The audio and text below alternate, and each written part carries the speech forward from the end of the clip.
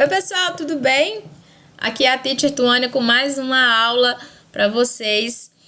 Hoje eu vou falar para vocês sobre as short answers. Na verdade, é uma continuação das aulas que eu tô deixando aqui para vocês sobre o verbo to be. Para quem não assistiu ainda, tá aqui na descrição todas as aulas para vocês que eu já postei sobre o verbo to be, o temido verbo to be, né? A gente já fez a aula da forma afirmativa, negativa e interrogativa e a gente vai finalizar agora com as short answers. Mas antes de a gente começar, curte aqui esse vídeo, tá? É importante pra gente que você deixe aqui o seu like, se inscreva aqui no canal, ative o sininho para você não perder nenhuma notificação, né? Nenhum vídeo novo. A gente tá sempre postando aula aqui, E deixa aqui nos comentários também, se caso você tem um assunto específico que você gostaria que eu explicasse, pode deixar aqui que a gente vai fazer o possível para atender vocês. Inclusive, sobre o verbo to be, né, essa playlist, para quem, né, não achou ainda os vídeos, tem uma playlist aqui no canal só com os vídeos sobre o verbo to be, tá bom? As aulas, né, as videoaulas que eu fiz, é uma série de vídeos, na verdade, sobre o verbo to be, foi um pedido, tô atendendo um pedido de um aluno que fez um comentário aqui e pediu para explicar, tá? Tô aqui juntando numa cadernetinha todos os pedidos que estão sendo feitos e gravando as aulas conforme o tempinho que sobra, né? Então tá bom, vamos lá pessoal para as short answers, que são as nossas respostas curtas, basicamente o nosso sim e não da língua portuguesa. Os meninos me perguntam muito na sala de aula, quando eu vou explicar sobre as short answers, por que a gente tem que aprender não pode falar só yes e no, a gente tem que dar uma resposta completa. No dia a dia, no cotidiano, as pessoas respondem só sim e não, né? O yes e o no. Mas gramaticalmente, formalmente, eu preciso dar uma resposta completa. A professora de português, com certeza, se você colocar ela se ela fizer uma pergunta de um texto para você, você só colocar sim e não justificar ou não completar a sua resposta, a professora vai pedir: fulano, você tem que completar a sua resposta, só sim não tá bom, né? Então, a short answer é a mesma coisa. No dia a dia, na fala, eu posso simplesmente usar o yes e o no, que é o sim e não da língua portuguesa. Mas num texto, no dia a dia mesmo, ali na escrita, eu não posso simplesmente fazer yes e no, falar ou escrever yes e no, tá? Eu tenho que completar minha resposta. Então, gramaticalmente, como que a gente faz uma short answer? A short answer, como eu disse, é uma resposta curta, tá? Curtinha. Tuane, existe a long answer? Sim, é a resposta bem completona. A gente pode ver isso depois.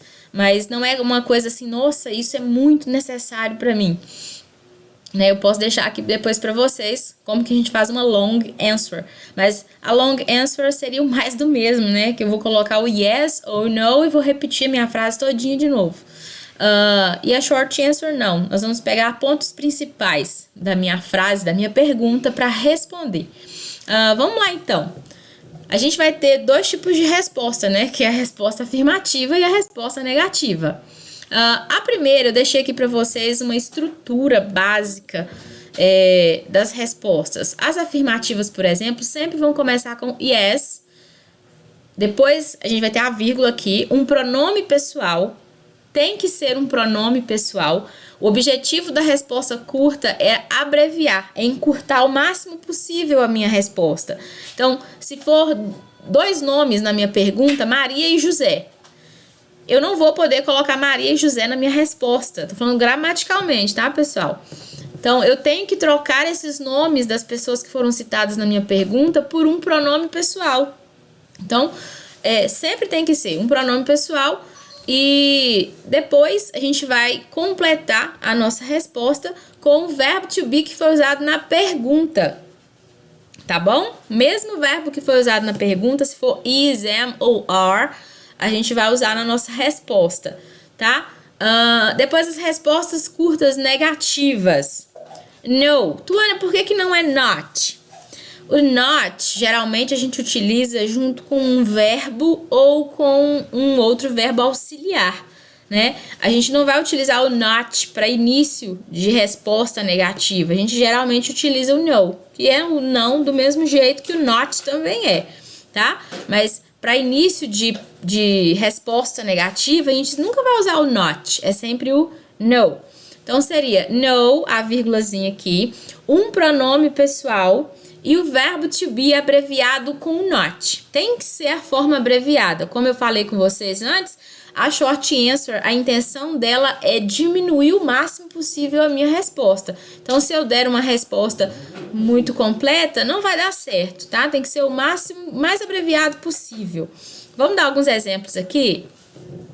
Are Michael and John teachers? O Michael e o John são professores? Vejam que na minha resposta, eu tenho que pegar o sujeito da minha frase aqui e trocar por um pronome pessoal. Então, se são duas pessoas, é o Michael e o John. É they, que são eles no caso, né? Então, a minha resposta afirmativa, yes, they are. Por que are? Porque esse foi o verbo utilizado na minha pergunta, tá? Então, aqui, yes, pronome pessoal, they, verbo to be usado na pergunta, are. Yes, they are. Seria, sim, eles são, tá? Se fosse negativa, no, they aren't. Viu que a forma abreviada do verbo to be com not tem que ser a forma abreviada. Se eu falar they are not, gramaticalmente está errado, tá? Lembre-se, gramaticalmente. No dia a dia, na fala, a gente pode falar do jeito que a gente achar que deve, mas aqui, gramaticalmente, é assim que tá certo, tá bom? Outro exemplo para vocês. Are Michael and I late? Eu e o Michael estamos atrasados? Eu vou trocar Michael and I por um único pronome pessoal. Olha as respostas. Yes, you are. Se na minha pergunta incluiu eu, a minha resposta tem que ser com you. Porque vocês, eu e o Michael, nós estamos atrasados. Quem for responder não vai responder com nós. Ele vai responder com vocês estão ou vocês não estão, tá? Então, se na minha pergunta tem o I incluso, a minha resposta sempre vai ter que ser com o pronome you, tá bom? Pega essa dica aí. Então, you are, mesmo verbo que foi usado na minha pergunta. Frase negativa, short answer negativa. No, you aren't, sempre forma abreviada. Terceiro exemplo. Are you happy today? Are you happy today? Você está feliz hoje? Yes, I am.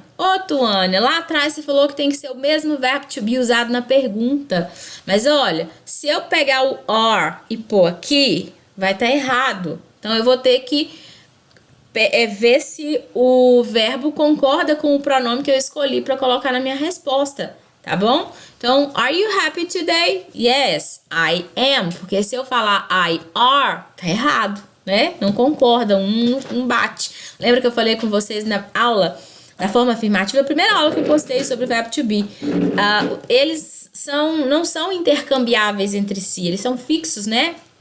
Am é só para I, o are tem os pronomes que é só para ele, e o is também tem os pronomes em que a gente só usa o is, tá? Então, vejam que tem essas exceções. E a forma negativa, no, I'm not. Tuânia, mas não podia abreviar o am com not? Não. Quando a gente falou na forma negativa, o segundo vídeo que eu postei sobre dessa série, a gente viu lá que a gente não pode abreviar o am e o not. A única abreviação possível é essa aqui, tá bom? Último exemplo aqui pra gente. Is your mother a doctor? Is your mother a doctor? A sua mãe é uma médica, uma doutora?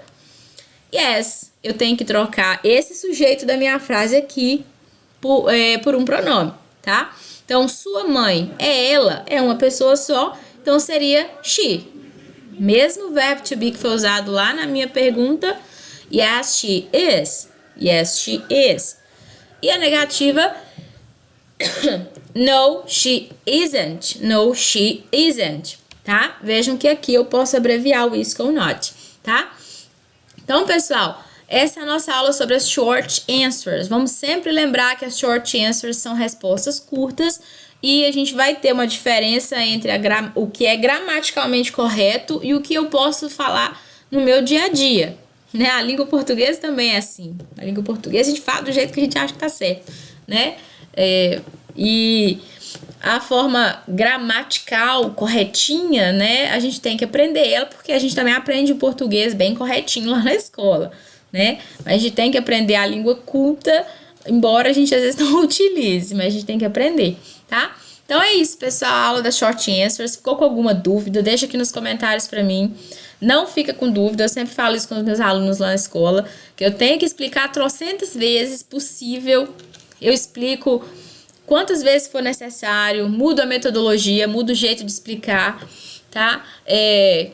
Mas o que for preciso fazer para que vocês consigam compreender a matéria, tá? De repente ficou alguma coisa aqui que... Ai, Tuane, fiquei com dúvida nisso, naquilo outro. Pode me explicar melhor? Com certeza. Tô aqui para isso, a intenção é ajudar, tá bom? Fiquem com Deus, até o próximo vídeo. Deixa aqui nos comentários se você tem alguma dúvida de alguma matéria de inglês relacionada lá à escola, ou viu em algum lugar, quer fazer um concurso e tá com dúvida em alguma matéria. Deixa aqui pra mim, a intenção é realmente ajudar vocês, tá bom? Fiquem com Deus, até a próxima!